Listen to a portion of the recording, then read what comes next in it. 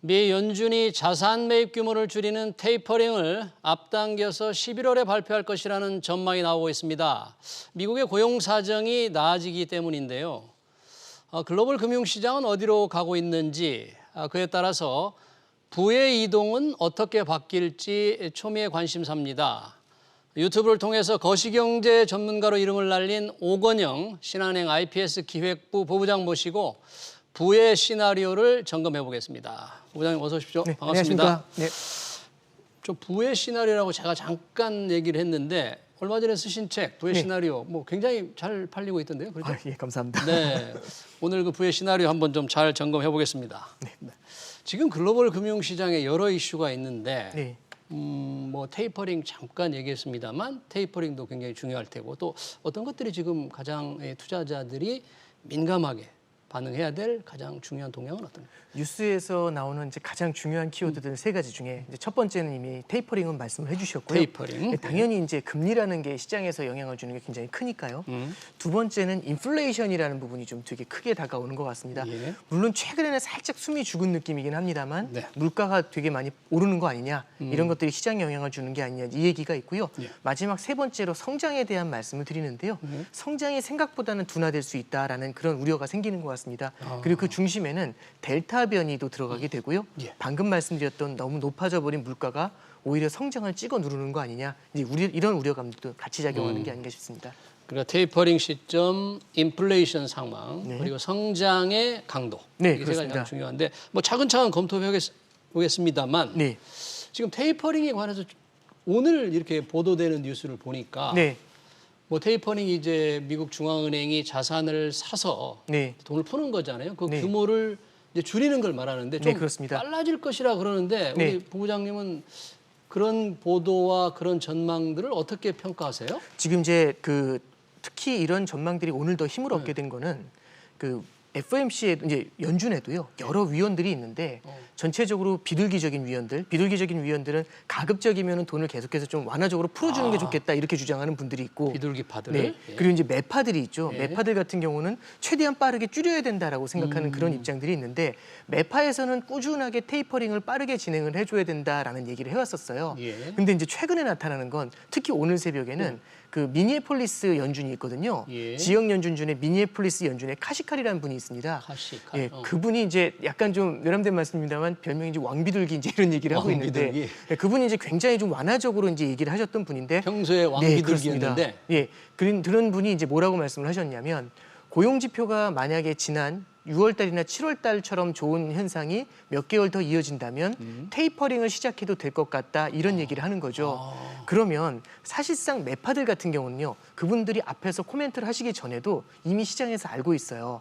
아유 충분히 이제 또 매파적인 얘기를 하겠네. 근데 전혀 뜻밖의 얘기가 나오니까 연준 내에서도 분위기가 바뀐 거 아니겠는가? 그러니까 제일 중요한 거는요. 시장에서 생각하는 그런 기대하고 조금 어긋나는 상황이 펼쳐졌을 때 시장이 조금 더 긴장을 하게 되는 겁니다.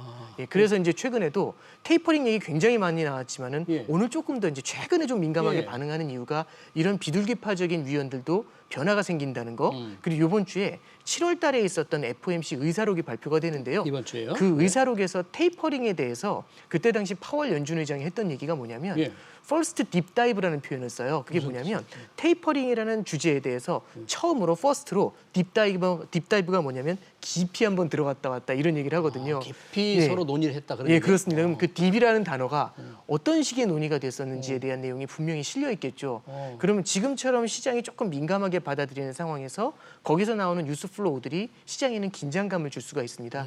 그러다 보니까 예전에는 테이퍼링을 한다, 언제 한다 이런 얘기뿐만 아니라 지금 어느 정도까지 나오냐면 언제 시작을 해서 언제쯤까지 완료가 된다는 얘기까지 나오죠. 이런 것들이 시장에서는요. 조금 더 구체적인 안이 나오게 되면은 조금 더 긴장감 있게 현실로 받아들이는 그런 문제가 있습니다. 그러면 그 왕비둘기, 네. 왕비둘기가 약간 뭐 독수리처럼 살짝 변하는 것 같은데 시장의 그럼 전망은 언제쯤 시장에서 시작해서 어느 네. 정도 될 것으로 지금 조금 전망이 달라졌어요? 시장의 컨센서스는 9월 달에 FOMC에서 그 테이퍼링에 대한 선언을 하게 되고요. 내년 초부터 들어갈 것이다. 이렇게 이런 예상들이 이게 시장 컨센서스입니다. 일반적인 전망을 했는데. 앞서 말씀드렸던 것처럼 시장이 기대하고 달라졌을 때 시장이 긴장을 한다는 말씀드렸잖아요. 지금 얘기하고 있는 거는 어쩌면 내년 초가 아니라 11월 달에도 시작할 수 있지 않을까라는 생각이 드는 거죠. 그러면 그만큼 더 땡겨오는 거고요. 예. 테이퍼링의 스케줄 자체도 뭐 예를 들어서 12개월 동안 조금씩 줄여나갈 거야라고 생각을 했었던 사람들도 있는 반면에 예. 지금은 한 달에 1,200억 달러씩 주고 있는 걸 줄이는 거거든요. 네. 그러면 100억 달러씩 줄이면 12개월이 걸릴 겁니다. 예. 근데 만약에 150억 달러씩 줄이면 8개월이 걸릴 겁니다. 그래서 최근에는 8개월 동안에 150달러씩 해가지고 8개월 만에 끝날 수도 있다. 이런 얘기들이 조금씩 힘을 얻고 있죠. 아, 그래요? 시장의 기대보다 조금 더 매파적인 얘기가 나왔을 때 시장이 조금 더 부담을 느끼는 그런 요인이라고 보시면 됩니다. 오늘 이렇게 보도된 내용에 의하면 시장이 약간 좀 긴장을 했다고 봐야 되겠네요. 네, 그렇습니다. 그런 거에 대한 근거는 오늘 FOMC 회의 7월 의사록이 나오면 좀 더 근거를 가질 수가 있겠고요. 네, 그렇습니다. 네. 그러면 만약에 테이퍼링 시작된다면 2013년인데 네. 그 이른바 신흥시장의 발작. 네. 그런 것들이 일어날 가능성은 어떻게? 이제 되게 중요한 포인트를 짚어주셨는데요. 그러니까 결국에는 테이퍼링이 나타났을 때 테이퍼링이라는 거는 결국에는 자금을 지원해 주는 걸 조금씩 줄이는 거잖아요. 만약에 실물 경제가 그만큼 좋아졌다면 성장이 탄탄하다면 조금씩 지원을 줄여더라도 큰 문제가 되지는 않습니다. 근데 지금 실물 경제의 성장이 나타나지만 그 성장이라는 게 전 세계적으로 고르게 나타나는 성장이 아니라 불균형 성장이 현재 시장에서 가장 큰 이슈입니다. 그 불균형 성장의 핵심에는 미국은 강한 성장을 가져가는데 신흥국 같은 경우는 지금 백신의 보급률이 5%도 안 되는 나라들이 많아요. 네. 그리고 또 하나는 기축통화를 갖고 있지 않기 때문에 자금을 지원했었을 때 나타날 수 있는 그런 이제 자본 유출에 대한 우려가 있기 때문에 경기 부양을 과감하게 못하죠. 그러면 신흥국들 같은 경우는 굉장히 연약해진 상황입니다. 근데 미국이 뜨거워졌기 때문에 테이퍼링을 시작한다? 이러면 이제 신흥국들이 굉장히 크게 흔들릴 수가 있겠죠. 이게 시장에서 기본적으로 갖고 있는 두려움이고요. 다만 한 가지 다른 건 뭐냐면 13년도에 한번 해봤다라는 건 굉장히 다른 부분이고요. 뭐 고통을 네. 겪어봤다. 어떤 문제가 생길 수 있을지에 대해서는 어느 정도 가만히 되기 때문에 지금 신흥국에서도 예비 동작이라고 해야 되나요? 사전적으로 예방 주사를 맞습니다. 그 예방 주사가 신흥국에서 미리 기준금리를 올려놓는 거죠. 일부 국가에서 뭐 터키 같은 데 네, 올렸죠? 그렇습니다. 터키도 그렇고 브라질도 그렇고요. 최근에 이제 기준금리를 전체적으로 올리는 모습이 나타나죠. 러시아에서도. 이게 뭐냐면 테이퍼링에 대한 약간 사전적인 예방 작업이다라고 볼 수도 있고요. 또 하나는 IMF 차원에서도 8월 말에 이제 그 지금 현재 얘기가 나오는 게 SDR이라는 게 있습니다. 그게 뭔가요? 그게 이제 스페셜 드로잉 라이트인데 이제 조금 이제 어려운 얘기라서 네. 깊게 말씀드리긴 그렇지만은 달러를 인출할 수 있는 권한을 주게 됩니다. 그래서 약 신흥국한테 3천억 달러 정도 가까운 자금이 좀 배정이 돼서 달러 유동성을 사전에 좀 확보해주지 않겠는가 이런 논의들이 있습니다. 그렇군요. 예, 이렇게 이제 약간의 좀 준비는 하고 있는데 예방 주사를 맞는다고 꼭 감기 안 걸리는 건 아니죠. 예. 그래서 지금 과거에 했었던 경험이 있기 때문에 문제가 뭔지는 알고 있고 거기에 대한 예방은 어느 정도 해놨습니다. 근데 실제 이 테이퍼링의 충격이 이제 어떻게 될지는 조금 더 지켜봐야 될 것 일단 같습니다. 전망은 예방 주사를 맞더라도 감기에 걸리지만 독감 수준이 아니고 네. 살짝 앓는 정도가 될 수도 있다. 뭐 그렇게 네, 그렇습니다. 전망이 리스크를 최소화하는 쪽으로 현재는 진행을 네, 하려고 하고 있죠. 그렇군요. 네.